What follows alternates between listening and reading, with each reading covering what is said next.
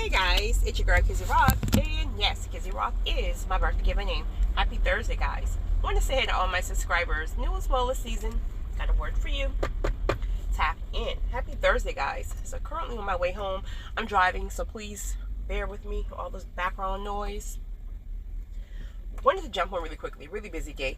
Wanted to jump on really quickly to say that it's time for some of you to get selfish. It's time for some of you to get selfish with your time, with your energy. You got to protect yourself from distractions. And it's so in contrast of what we typically do, my chosen ones. We typically are the one that most people come to. We're constantly pouring into people. We're constantly just, and that makes us feel all warm and fuzzy inside, right? But in certain seasons, especially those of you who are in the season where you're literally waiting for God to open the door and manifest his promises at any given time. You're in expecting mode. So you have to be very, very careful about your distractions. But it's a fine line because, again, those distractions look like things that you typically do or what you think God wants you to do. And granted, not saying that God is telling you not to help anybody. That's not the issue here. The issue is, who are you helping? The issue is, are the people who you're pointing to, are they taking your advice? Or is it falling on deaf ears? If it's falling on deaf ears, or if you're having to repeat yourself 8 and 9 times, that's too many times, but if you're having to repeat yourself, how are you really helping? How are you helping? You're helping when someone comes to you in need, or you go to a person because you know they're in need for whatever, and you pour into them, or you do whatever you do, and then you see fruit. That's when you're helping. Anything else is watering dead grass. And granted, you may have time to do that in certain seasons. I've had a lot of seasons where that's all I could do. So I thought. But then I got tapped in, and then I realized that there's a season for that. There's a season where God just wants you to serve your little head off. I mean, serve. You go to sleep serving, you wake up serving, right? There are certain seasons for that. This is why it's so important to decipher what season you're in. Ask God, what season is this? But for those of you who are literally in expectant mode for doors to be open any day, you know you're right at the foot of due season, or you're in due season and you're still trying to really get your footing in due season, you've got to be very, very, very careful about allowing people to use up your time, allowing people to stop trying to attach themselves to you, stop allowing people to push all kind of stuff on you. That is not what you're doing this season. In this season, you are chilling and you are just waiting on God to open the doors. But most importantly, you are not distracted, so you can hear every single move that God tells you to make. This is crucial for you. If you're a selfless person like myself, this is a season where you're going to have to pray to be selfish. And selfish doesn't mean it's a bad thing, right? We were taught that it's a bad thing.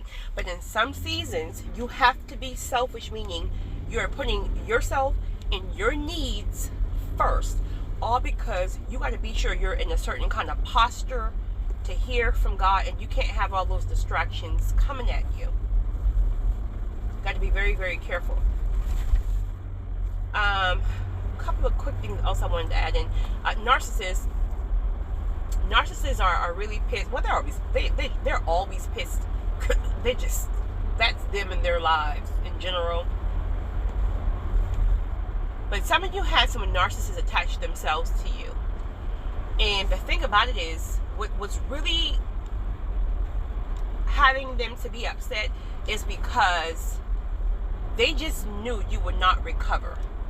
They just knew that they laid it on you so hard and so bad that you would never recover, right? They've been seeing you in down seasons for quite some time. But now that you've pressed in, now that you got your footing, now that you're hearing from God, so you're moving accordingly, which means you're in alignment. When you're in alignment, blessings start to flow. They see that. They're pissed because you were never supposed to get up. So make no mistakes about it. Just because they're not saying, hey, congratulations. In fact, they will never say that. So make no mistakes about it. Just because they're not saying congratulations, or you're not hearing like, aha, I told you so type of thing, or whatever. They see you. They're watching you. They see you. They're watching you. And so what's going on is, you think they're trying to come back just because they love you. Listen, if you haven't figured those fools out by now, ain't no love, right? But you're thinking, not you, but somebody, because that's in my spirit, you're thinking that they're coming back because, oh, they changed or they love you or X, Y, and Z. And the fact of the matter is, they're seeing because you got your footing and that you didn't fall and stay down. They know what comes behind that. They know blessings are on the way. Narcissists aren't crazy. Well, they are crazy, but they aren't crazy. So they know you're about to be blessed. They know God is about to bless you. So because they couldn't take you down, right? Now let me try to just join them. Let me try to join them so I can try to get some of these blessings and then destroy them in the process. Don't be no fool. You done came this far. You and God, because only you and God could get you from a narcissist. You came this far just for God to be with you in the mud, in the struggle, to get you back on your feet and about to bless you and give you a whole new life, and you're starting to entertain the possibility of going back? Really? Where'd I do that at? But you grow and do what you do, boo. But just know, those blessings that you're waiting on may not be released if you decide to go back. They're only being released because the narc is not in your possession. So that's between you and God. Next thing, really quickly, be very, very confident in the power that you carry in the child of God. Listen, these witches and warlocks is everywhere, honey. Well, they've been everywhere, but these witches and warlocks is everywhere. And it's almost now like they're not hiding it anymore. So I went to, this was yesterday actually, I went to dinner. So I was going to meet a friend of mine who was already in there. So when I walked into the restaurant, there was these three ladies, two blondes, and the witch in particular, she had black hair. And I'm not saying she's a witch because she had black hair. She was a witch because I just have discernment, right? I can, never mind. But, so as I walk into the restaurant, of course I had to look around because I'm trying to see where, my friend was sitting. So, the witch and I locked eyes. Literally locked eyes, right? Because see, witches know. Spirits, let me tell you something. Witches know the spirit of God. Period. But a witch wants to dominate the environment. So when we locked eyes, I guess she assumed that I would drop my head first. So I looked her dead in her eyes.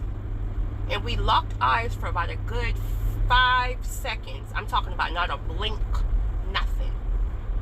And as I'm looking at her eyes, I'm pleading the blood, right? Not loud, but she know. She knows pleading the blood. And guess who turned their head first? She dropped her head.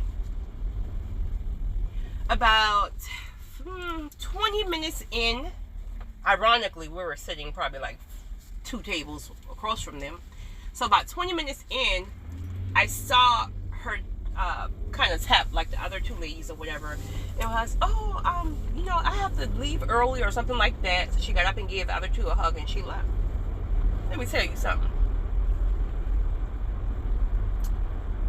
That energy was too powerful for her. That energy overwhelmed her. She had to get up out of there. Be very confident in what you carry. Period. Period. Now, it was something else I wanted to talk about. Oh, setting the environment. So, I had made a recording a couple of days ago in regards to I was in an entanglement with several men or something like that. I forgot how I titled it. But I deleted it because I got convicted because a lot of the guys started reaching out to me.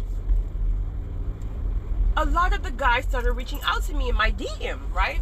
not like trying to holler. Well, a couple of them were trying to holler, but more so less. And you know, maybe they were trying to holler, because I mean, at this point, we think we know men, right? We think they're just being nice, and the whole time they're trying to use